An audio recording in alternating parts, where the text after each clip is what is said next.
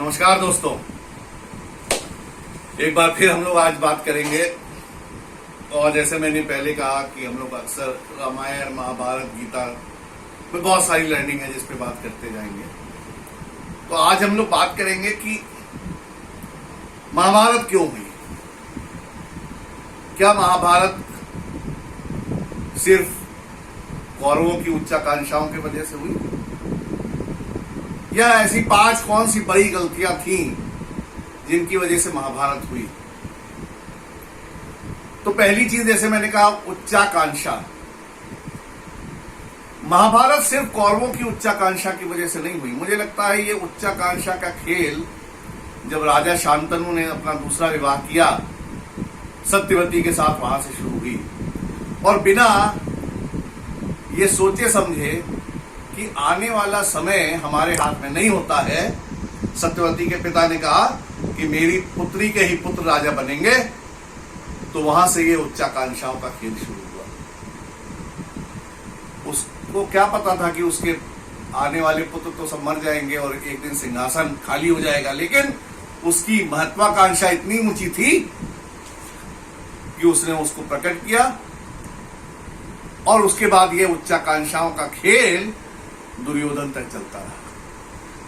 तो पहली लर्निंग ये है, और जो गलतियां है, गलती से सीखना हमें चाहिए कि हमें उच्चाकांक्षी होना चाहिए, महत्वाकांक्षी होना चाहिए, लेकिन हमको सिर्फ अपनी सरहदों तक कि हम कहां तक पहुंच सकते हैं, हम किस हाइट तक जा सकते हैं, सिर्फ ये सोचना चाहिए, उसके लिए काम करना चाहिए। हमारी जनरेशन क्या करेगी, उसके बाद की जनरेशन क्या करेगी, यह हमारे हाथ में तो है ही नहीं। तो उसके बारे में क्या सोचना, अपने कर्म के बारे में सोचना चाहिए, आने वाली जनरेशन के कर्म के बारे में नहीं सोचना चाहिए। दूसरी जो गलती हुई, जहां से हमें सीख फिर से लेनी चाहिए, वो है प्रण। अब अपने सत्यवती के पिता की उच्चाकांक्षाओं को देखते हुए भीष्म ने एक प्रतिज्ञा कर ली कि मैं हमेशा पहले तो शादी नहीं करूंगा जिससे मेरी जनरेशंस ना आए, और फिर हमेशा हस्तिनापुर के सिंहासन की देखरेख करूंगा। अब अगेन ये प्रण क्या था? ये प्रण हमारी उनकी जिंदगी के कहीं आने वाली जनरेशंस तक था। तो हमको कोई भी कभी ऐसा प्रण नहीं करना चाहिए जो हमारे अलावा औरों तक निर्भर हो। ठीक है, हम कोई प्रण करते हैं वो हम अपने आप पूरा करेंगे, लेकिन हम सदियों तक आने वाली जो जनरेशन हैं उसमें ये प्रण को काबू करेंगे, लागू करेंगे, तो कैसे चलेगा खेल? जिंदगी में आने के वाला क्या होने वाला है ये तो किसी को नहीं पता है। तो उच्चाकांक्षाओं के बाद जो दूसरी बहुत बड़ी गलती हुई वो था एक ऐसा प्रण जिसने आने वाली जनरेशंस में, चूंकि ऊपर वाले ने क्या लिखा था किसी को नहीं पता था, आने वाली जनरेशंस तबाह होती गई। और वो प्रण ऐसा था कि मैं कभी भी सिंहासन पे नहीं बैठूंगा, इसलिए वो सिंहासन पे नहीं बैठे। और एक दिन ये समय आया कि युद्ध हो गया। तो पहले जैसे मैंने कहा, महत्वाकांक्षा होनी चाहिए, लेकिन एक लिमिट तक होनी चाहिए। बुजुर्गों ने कहा है जितनी चादर हो उतने ही पैर फैलाए। दूसरी चीज है कि आप प्रण जरूर लें, आप कुछ नया करने के लिए प्रण लें, कुछ अच्छा करने के लिए प्रण लें, लेकिन इसलिए प्रण नहीं लें कि आने वाली जनरेशंस में क्या होगा, उसमें आपका कोई कंट्रोल नहीं है। तीसरी चीज बहुत इंपॉर्टेंट है, नीति और अनीति। अगर आपको पता है कि मेरे साथ वाले डेस्क पे जो आदमी बैठता है वो हमेशा मुझसे ईर्ष्या रखता है, हमेशा कुछ ना कुछ ऐसा करता है जिससे मुझे बार बार नीचा दिखाए, तो ठीक है, एक बार दो बार आपने उसको मान ली उसकी बात, लेकिन बार बार आप जैसा वो कह रहे हैं वैसा कर रहे हैं, तो आप फिर बहुत हाई मोराल के आदमी नहीं है, आप बेवकूफ आदमी। बड़ी सीधी बात है। अब देखिए, दुर्योधन ने बचपन में भीम को गंगा जी में भेज दिया, वहां आग लगवा दी, वहां जंगल में लाक्षागृह बनवा के। उसके बाद भी जैसा वो कह रहा है आप कह रहे हैं मेरा भाई है, भाई है, भाई है, तो आपसे ज्यादा बेवकूफ थोड़ी कोई दूसरा आदमी है। तो नीति और अनीति, आपको कहीं ना कहीं इसके बीच में एक लाइन ड्रॉ करनी पड़ेगी। अगर दूसरा आदमी लगातार अनीति पे अनीति कर रहा है तो आपकी नीति नहीं काम आएगी, आपको भी कहीं ना कहीं अनीति करनी पड़ेगी या उसके साथ एक दूरी बना के रखनी पड़ेगी। तो ये तीसरी बहुत बड़ी गलती जो पांडवों ने की वो थी नीति और अनीति। चौथी, वफादारी।